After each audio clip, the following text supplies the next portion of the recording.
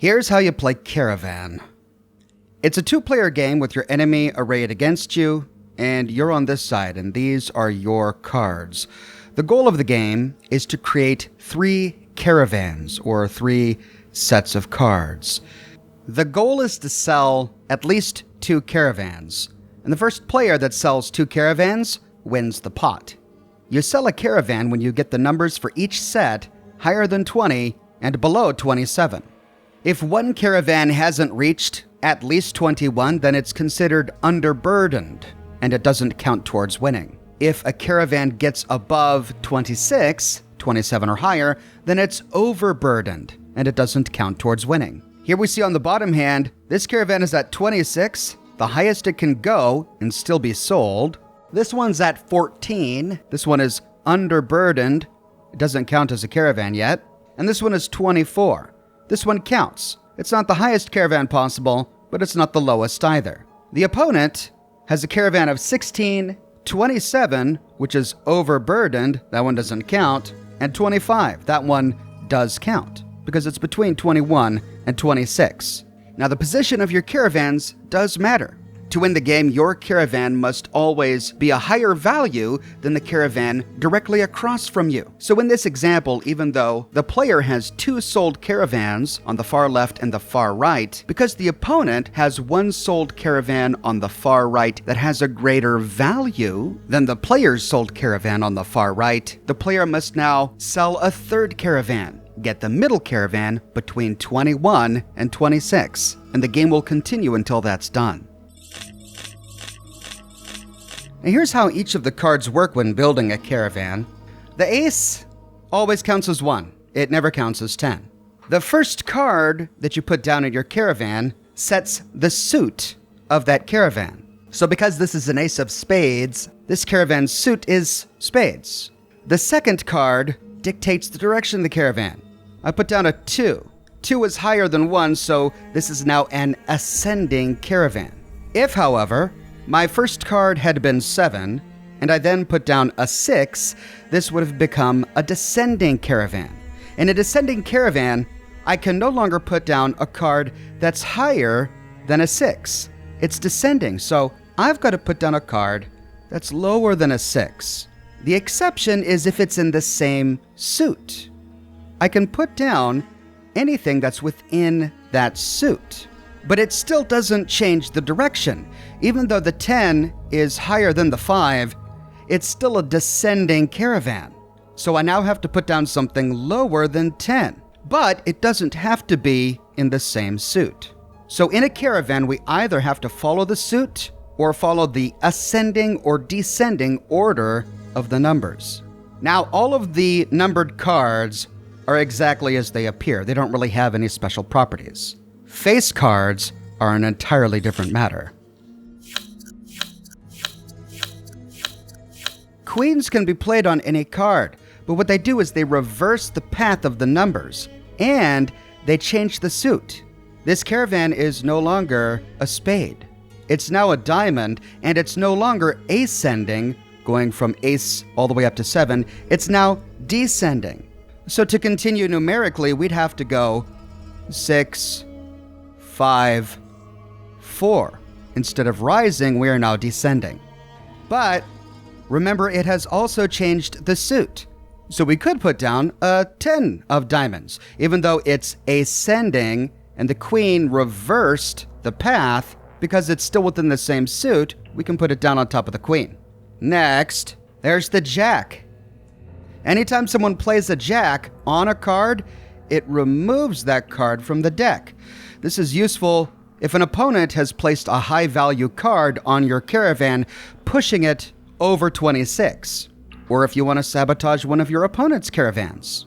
Additionally, let's say we had a situation where someone had put a queen on your caravan, reversing the direction and changing the suit. You can't put a jack on a queen, but you can put it on the 7. And the queen is attached to the 7, so when you remove the 7, you remove the queen as well. So it'll remove 1 card, ace, and then 2 through 10, and any face card attached to that card. Let's put that 7 back and talk a little bit about the king. The king doubles the value of whatever card you put it on. So I've put that on a 7. It's now worth 14. And you can stack kings. If I were to put another king on top of this 7, it would double it again, from 14 to 28. It's a great card to use to very quickly overburden an opponent's caravan, or to quickly sell one of your own caravans. But like with the queen, if someone were to put a jack on the 7, it would remove the king as well. Then there's the joker.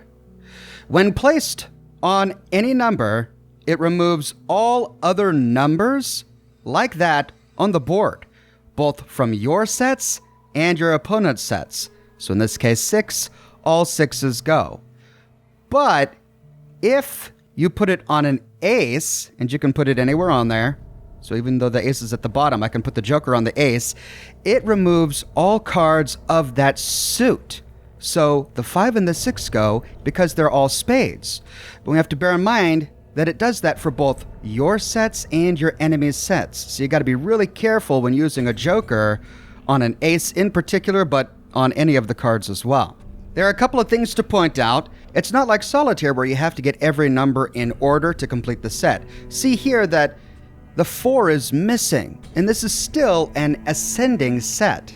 I don't really have to have the 4. All that matters is that the 5 is greater than 3, and I can still put it down, and it'll work for this caravan. One thing you can't do is put 2 identical numbers on top of each other, even if they're of the same suit.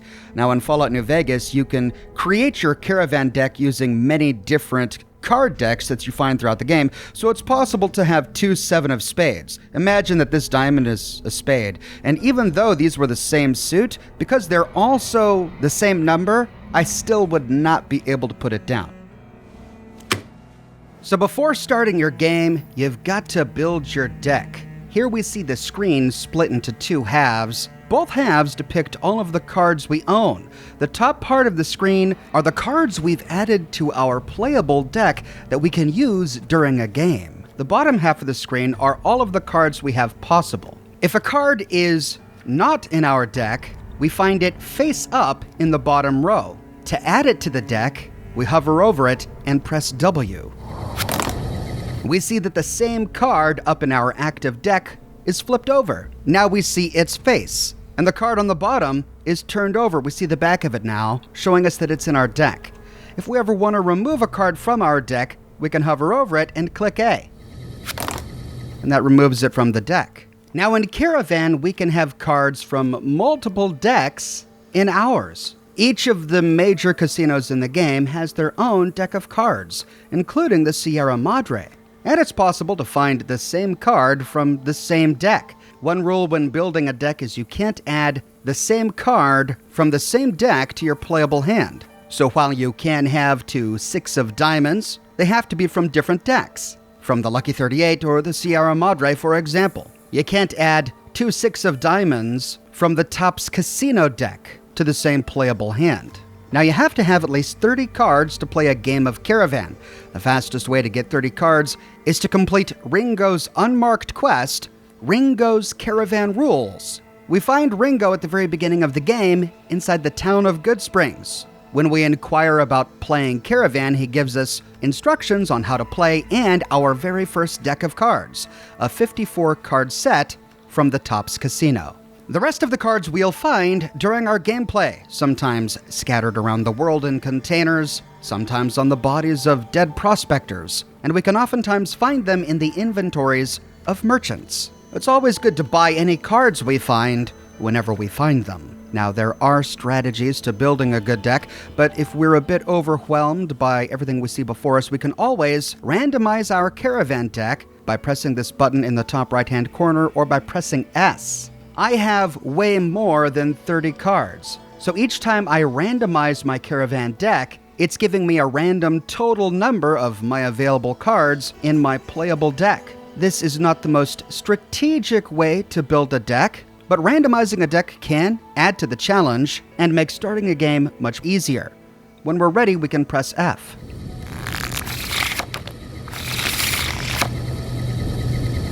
This is the game board. we see that our opponent and ourselves are building 6 caravans. The caravans are going to the Boneyard, Reading, Shady Sands, Dayglow, New Reno, and the Hub, locations we should all remember from the events of Fallouts 1 and 2. Our opponent has started his first caravan to Boneyard. He placed a 7 of spades down. We see 8 cards face up. This is our hand, and the rest of our deck is face down in the stack. We've got 60 cards left in the deck. We can thumb through our cards by using the number pad on the keyboard. To start building a caravan, we can choose one of the cards. I'm going to start with this ace. And we only have one spot to put it. At the beginning of the game, we can't choose where we're going to build our first caravan. We have to start at Dayglow. And so we'll put the ace here. Our opponent drew a 9 of hearts and started his next caravan on Reading. We'll use this ace of spades to start our next caravan to New Reno. And he started his third caravan with a 9 of clubs. All right, well, we've got 2 1s on the board, good for making ascending caravans. Let's try one of these 7s so we can start a descending caravan to the Hub. Oh, and he used a jack to remove my ace of hearts from my Dayglow caravan. Remember, a jack is used to remove a card currently being played. Well, it looks like I got to start over with this caravan.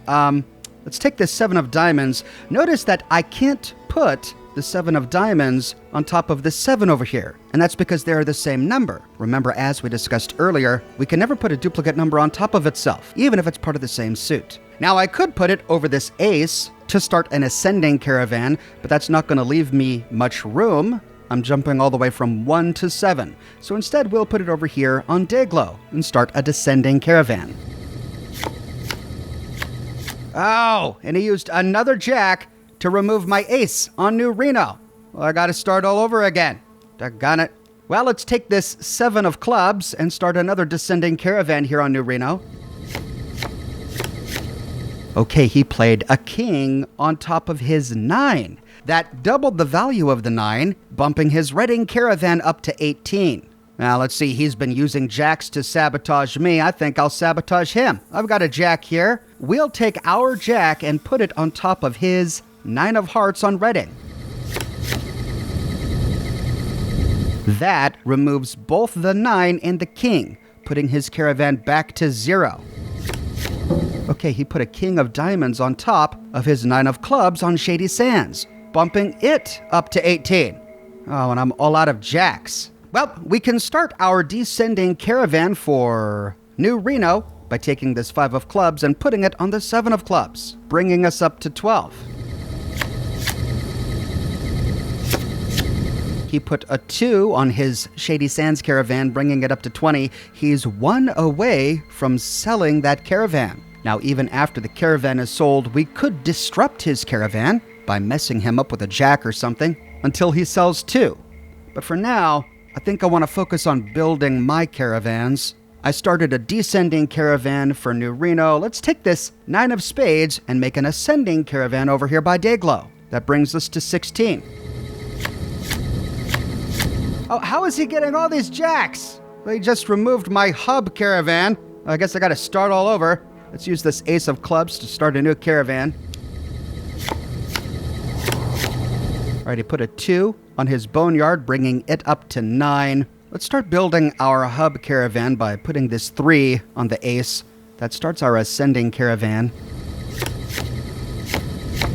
All right, and he started his Reading caravan with the 3 of clubs.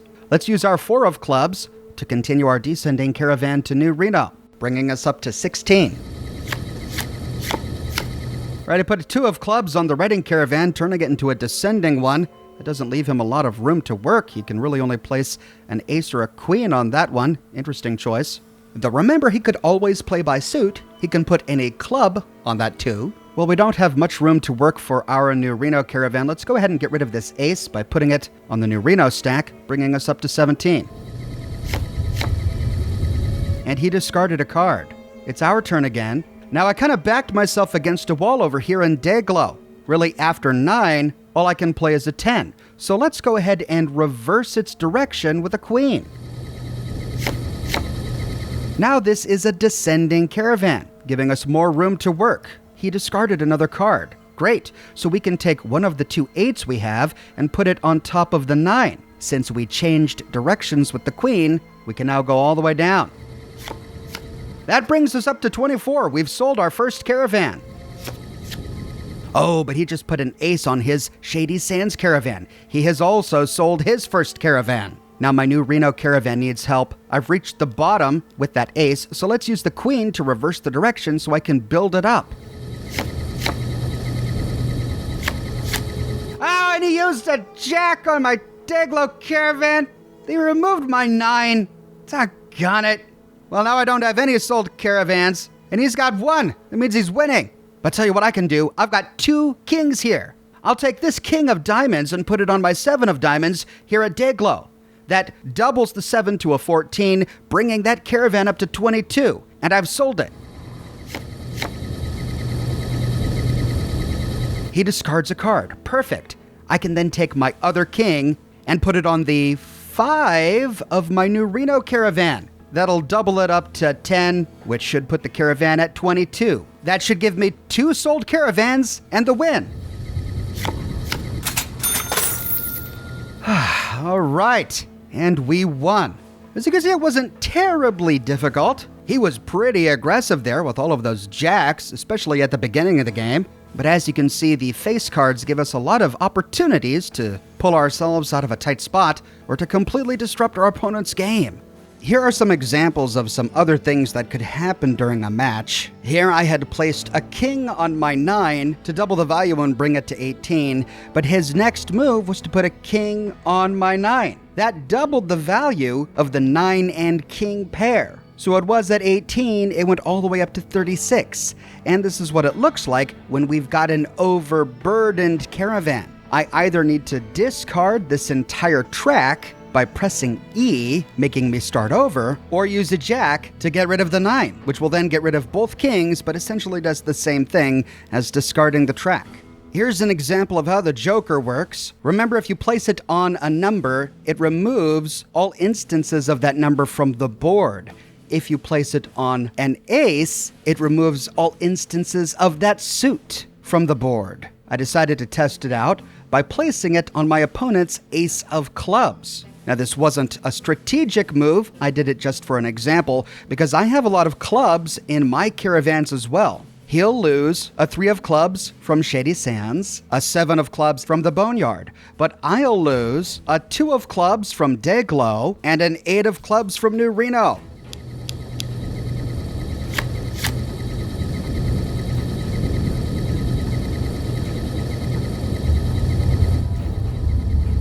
So it's a powerful card, but it really has to be used strategically. Here's an example of how you can still salvage a caravan even if you've ended the end of your descending or ascending chain. At Boneyard, the opponent had descended from 3 to ace. He could have reversed it using a queen to start ascending, but because the ace is an ace of clubs, he can put any club on top, which he ultimately did. But this didn't change the direction of the caravan. It's still a descending caravan. So every card he puts down on top of the 9 of clubs has to be lower than it or another club. He put a 2 of clubs on the 9, meeting both qualifications. And then he followed that up with an ace of spades, which was lower than the 2. Using all these face cards is a lot of fun, but this randomized deck wasn't the most efficient way to play the game. There are much more powerful decks that we can build. The Fallout New Vegas official game guide gives us 4 sample decks. The first is called the 5, 6, 7, 8. This deck is made of only 5s, 6, 7s, 8s, jacks, queens, and kings found in one deck, and it equals a total of only 30 cards. One benefit to using this deck is that we don't need to collect extra cards in the Wasteland. All we need to get is Ringo's deck of the Topps Casino cards, and we can build the 5, 6, 7, 8. 5, 6, 7, and 8 can be used in combination to reach between 21 and 26 using minimal cards, 3 or 4. and it gives us plenty of face cards to use on offense. However, with the deck restricted to only 30 cards, we run the risk of running out of cards before the match ends. And this is a problem because the first player to run out of cards loses the match. Another variation of the 5, 6, 7, 8 is called the high-low. Instead of 5, 6, 7, and 8, this deck uses 3s, 4s, 9s, and 10s. But it's got the same principle. Those cards combine really well to get you to between 21 and 26 pretty quickly. Next up is the 2-suit. The 2-suit is comprised of cards from only 2 suits. So in this example, I'm building a deck using only diamonds and hearts. However, I don't add any aces from diamonds and hearts. Instead, I only add aces from spades and clubs, the 2 suits I didn't choose. We should add to this deck as many aces from the other suits as possible, and as many jokers as possible. The goal is to safely build our own caravans while using jokers on aces to remove all cards on the board of the opposing suit. So since in this example, I'm only building caravans with diamonds and hearts, if I use the joker on an ace of spades or an ace of clovers, I'm only damaging my opponent's caravans. Another nice thing about the 2-suit is with only 2 suits, we don't have to worry quite so much about numerical ascension or descension. We have a great chance of drawing a card that's going to match the suit of one of our caravans, and so we can quickly build our caravans by suit. One of the drawbacks of this deck is that it depends on our offense. We need to get opposing suit aces down on the board quickly, and then regularly use our jokers to remove our opponent's opposite suit cards as he plays them. This takes time away from the caravan building that we need to do to win the game, so matches tend to be longer, and longer matches require that we have more cards. Another weakness is queens. Queens not only reverse the ascension or descension direction of our caravan, but they also change the suit of our caravan. So if an enemy uses a queen to change our suit to an opposing suit color, we're kinda boned, unless we've got a jack to get rid of it. And if our opponent just so happens to put a joker on an ace of the suit we're building our caravans with, it can completely wipe us out pretty quickly.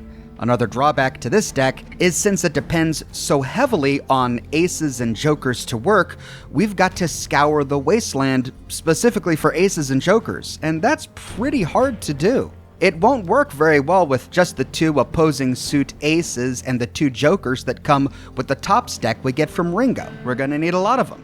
And the last drawback is in situations where the opponent never uses the opposing suit cards, like what's happening in this game. I can't believe it, I'm trying to shoot footage demonstrating how to use a joker on an ace of clubs or an ace of spades to remove all of my opponent's caravans, and what does he do? He uses diamonds and hearts, the same 2 suits I'm using. I decided to leave it in because this is a legitimate weakness of using this deck, but even so, you can still win. Next up is the 6s and a whole lot of kings. We build this deck with only 6s and kings. The goal is to put 6s down for each of the caravans at the beginning of the game. Then we use kings to double them until we get to 24. 6 plus 6 is 12, then when you put a king on the 12, that doubles it to 24. We get our caravans to 24, that's right in the sweet spot, and we sell our caravans. If we're lucky, we can use this deck to really quickly win the game, since theoretically it only takes 3 cards for each caravan to sell that caravan. In practice, however, it's kind of tricky, because as soon as you put down a 6, your enemy could use a jack to remove it. So then you've got to use another 6, and you better have brought a ton of 6s from a ton of decks in order to replace the 6s that are constantly being removed from the board by your enemy's jacks. The opponent can also use kings against you. Even if you've sold 2 caravans, he can put a king on your 24 to instantly overburden your caravan. And it makes us weak against jokers. If the opponent chooses to use a joker on a 6, that messes up all of our caravans. This one works well if you happen to have a lot of sixes and kings, but in my game, I didn't. And even though I've completely beaten Fallout New Vegas and all of the DLCs and purchased as many cards as I could get my hands on when I found them, I didn't have enough sixes and kings alone to build a 30-card deck, and you have to have at least 30 cards. So I wasn't able to demonstrate this one properly. But if you have the sixes and the kings, it's high risk, high reward. And the last sample deck offered by the guide is called the Single Suit.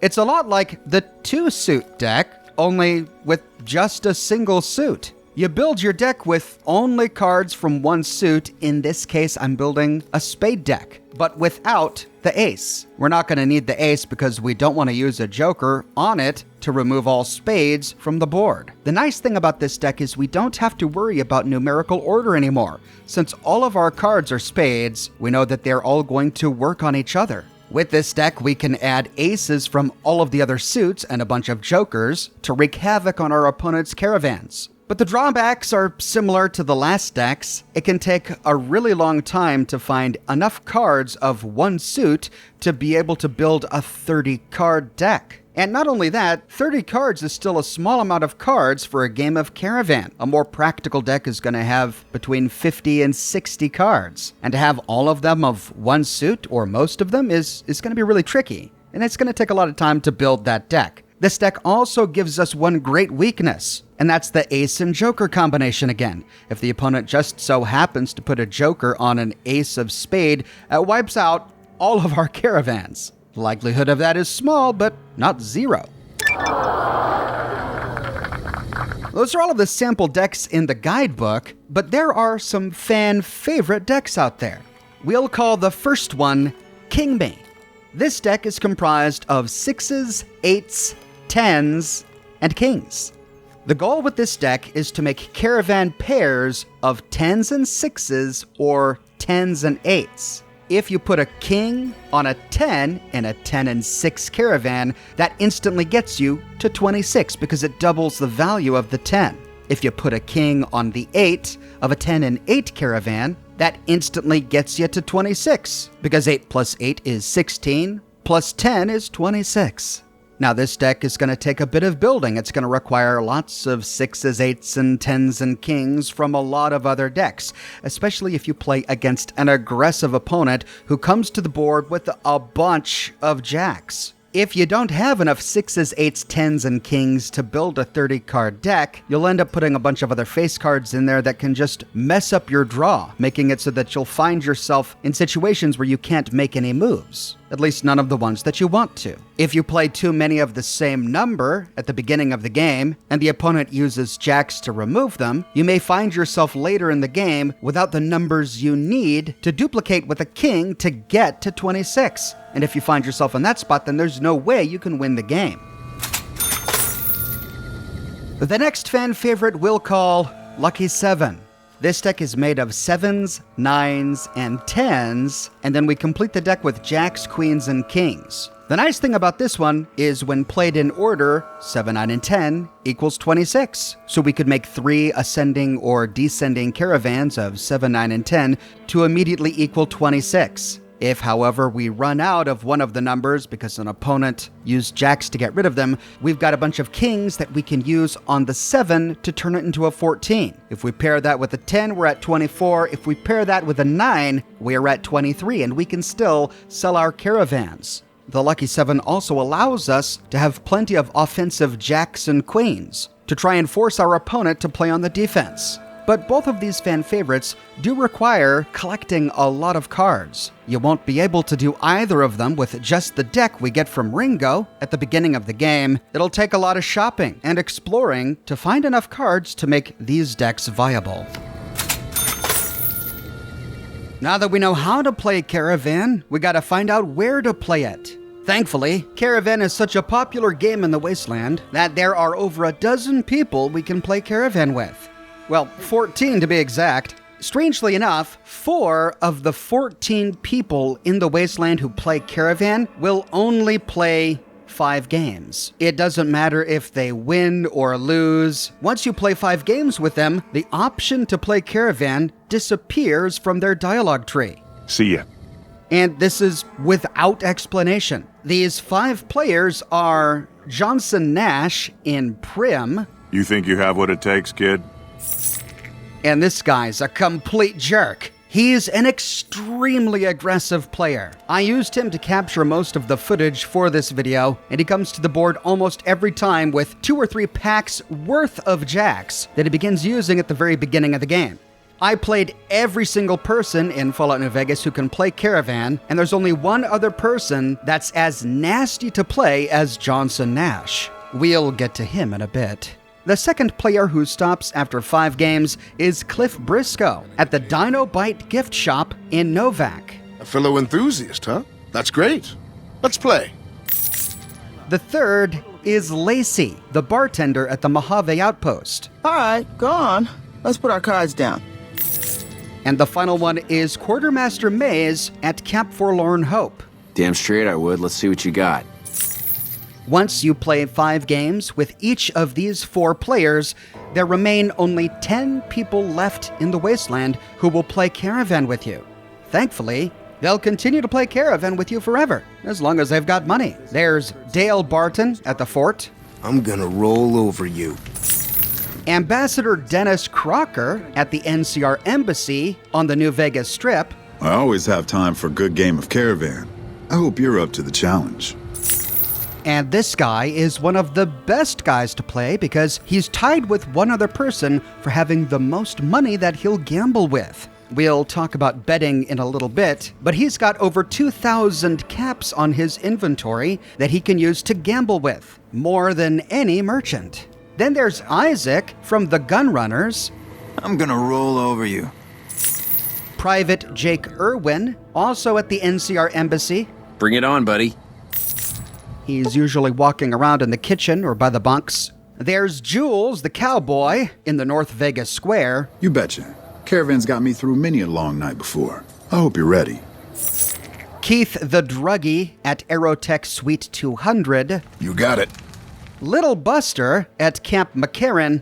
All right, let's see what you got. But bear in mind that we might find Little Buster dead depending on our choices while talking with him. Naturally, we can only play Caravan with him if he's still alive.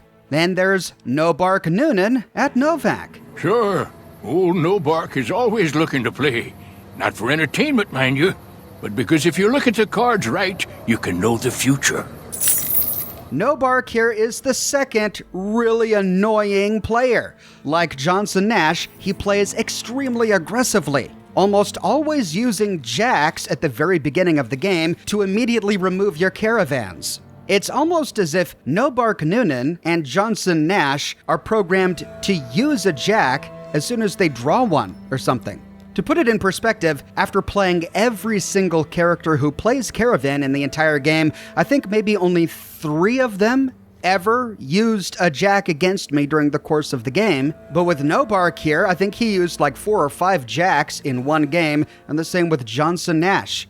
Also, both Nash and Noonan here are really stupid with kings. They're aggressive with kings, which is annoying, but they also tend to waste their turns by using kings on top of caravans that they have already overburdened. So they'll use a king on one of your caravans to overburden it, then their next turn they'll use another king on that same caravan, which is not smart, but still kind of annoying.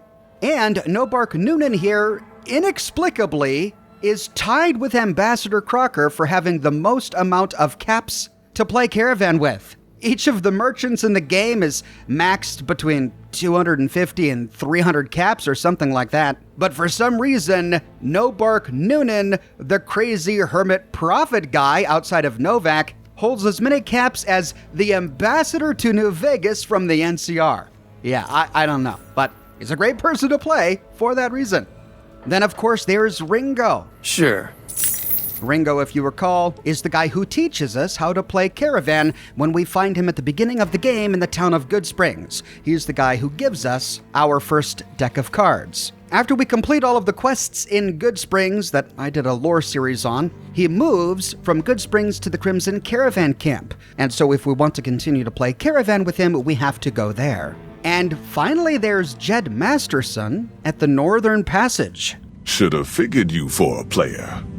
All right, let's play. Jed Masterson was introduced with the Honest Hearts DLC for Fallout New Vegas. He's the only DLC NPC who plays Caravan. Now, we won't discuss why, but if you want to play Caravan with Jed Masterson, you should do so before starting the Honest Hearts DLC.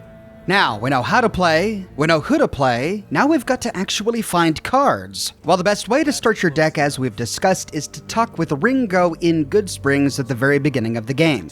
He gives us an entire 54-card deck of cards. It's from the Topps Casino set, but it's actually not complete. It's missing the King of Clubs, but it has 2 of the King of Diamonds. Not sure why, it's kind of strange. The next best way to start collecting cards is to scour the inventory of every single merchant we come upon. Cards are randomly generated for most merchant inventories, especially if they are traveling merchant inventories or the inventories of merchants we find in the wasteland. They're pretty cheap, so we should buy them when we can. Then really the only other place to find cards is on the inventories of prospectors. We'll find prospectors wandering around from here to there. We can try to steal from them. But one of the best places to find the corpses of dead prospectors is at the Prospector's Den, which I covered in a lore video. There are half a dozen or more dead prospectors here, and almost all of them have Caravan cards on their inventories.